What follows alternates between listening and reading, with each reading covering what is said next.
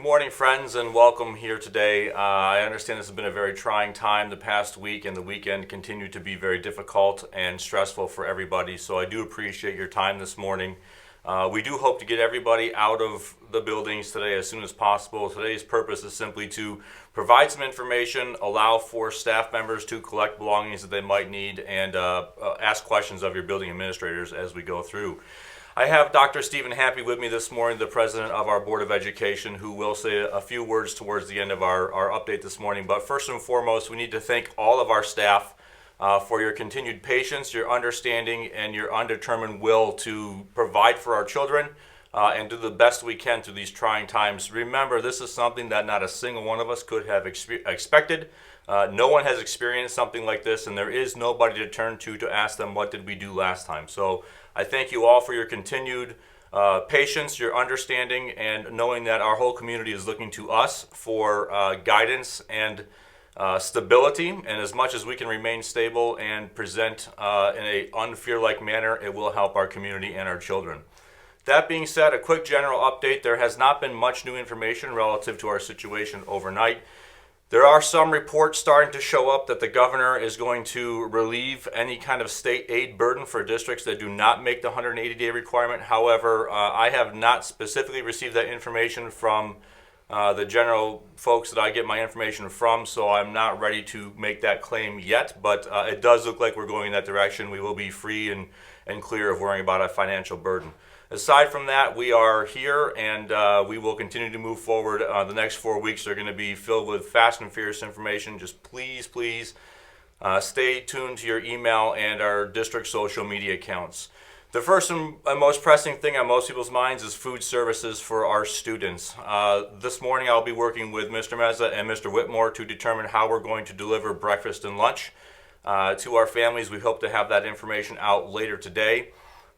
Two significant developments relative to this is we will continue to operate our food pantries, one out of Gansevoort starting on Wednesday, and one from Bellamy will be moved to Staley Elementary today, and that will be open on Wednesday as well. So we'll have two food pantries running Monday, Wednesdays, and Fridays from 10 to 2, and that will be done through the Rome Alliance for Education and the Connected Community Schools program. If you're interested in donating food for the pantries, please contact Melissa Royce or the Rome Connected Community Schools program through their Facebook page or their phone number. We can also help you get that information at the district office. There will be information forthcoming. Many of you have offered to volunteer delivery service and provide access to families. We're not quite ready to announce how we're going to do that yet, but we are in the works of providing or developing something that would allow you to deliver food to families that may be in need. Stay tuned for that information as well. As far as academic services go, I think we've been pretty clear on this. During the next 4 weeks, we do not anticipate or expect any new instruction or any graded work. The big reason for this revolves around access and equity and special education law, quite frankly. Anything that we do, we have to make sure that all of our students who have an IEP have the ability to receive the same information and education. So anytime we do new material, we have a host of liabilities that play into that, and as well as looking at equity and access. What I would ask that you do is make sure your students have some resource materials. I've been asked if teachers can mail things home during the course of the next several weeks. That's perfectly okay if you think a student needs that.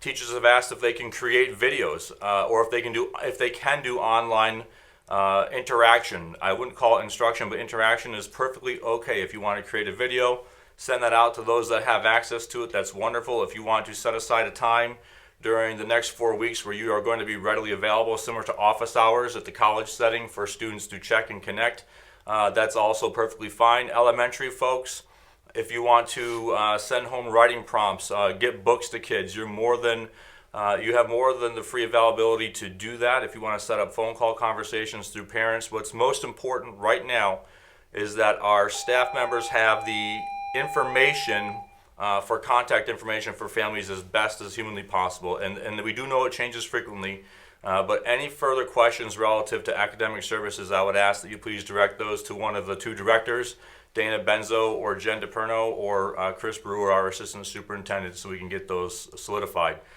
The calendar remains somewhat up in the air. I can tell you right now, we will not go into the summer. I believe that that question has been answered when they waived the 180-day requirement. So I think we're good there. The other big question I would say about the calendar is I'm not so certain that we will be back to school on April 14th as well. We are preparing for a more elongated closure than what we've initially announced over the weekend. There's been a lot of new information that's changing, again, fast and furious, and it does not look like 4 weeks is probably going to be the recommended time for closure. But for right now, let's prepare for 4 weeks, stay up to date and in tune, and kind of see what happens going forward. I know there's a lot of questions about graduation.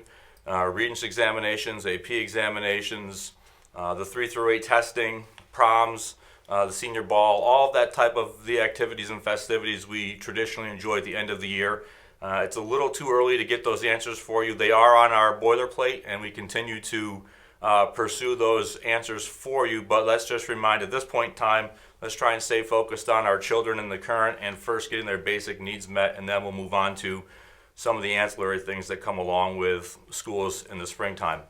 At this point in time, I'm going to turn it over to Dr. Happy to say a few words, and we'll wrap up with just trying to help you understand what to expect in the coming weeks. Thank you, sir. Also, in the realm of board operations, things are coming fast and furious.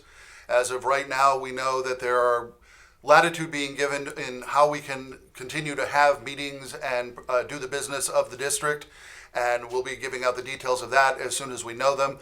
At current, what we have been told is that we can modify our presentation of board meetings, but there still does need to be access for the public. So we're working on the details on how to work that out. I will be in contact with the members of the board to problem solve and brainstorm on how best that we can continue to perform our functions. I'd like to say on behalf of the board that we are appreciative and understand the new world that we're all in right now, trying to deal with this very different and new challenge. And we are gratified and encouraged to see the enthusiasm and the community spirit that's coming through the district staff and the district office. And we are confident that things will work well, and we will see through this new challenge as a community and come out for it better on the other end. Thank you, Dr. Hampy. In closing today, I just want to continue to encourage folks to pay attention to our official social media and webpage for information. There have already been instances where the Rome City School District in Georgia has released things online that have been shared and made their way through Rome, New York. So I please urge you to only pay attention to official district communications or things directly from me. In the coming weeks, I will provide updates as frequently as I can relative to new developments. If you have any questions, please, all questions are important. We are running a staff thought exchange right now, and that information is in your email. Thank you to those that have participated overnight. But everybody's question is important. There are a lot of concerns, and we recognize that. I just urge you to please continue to be patient with us as we look to get those answers and understand that we have a hierarchy of concern, first being our children, and their basic needs being met. And as soon as we have firmed up our food services plan and we understand that our kids are taken care of on that realm, we'll move on to the next thing and the next thing and the next thing. So I thank you all for your time this morning. Thank you for your continued patience, your calmness, and your dedication to helping the children of Rome. During the next 4 weeks, please everybody be safe, follow the guidelines that we've been directed to follow, and with that, I wish you all well. Thank you.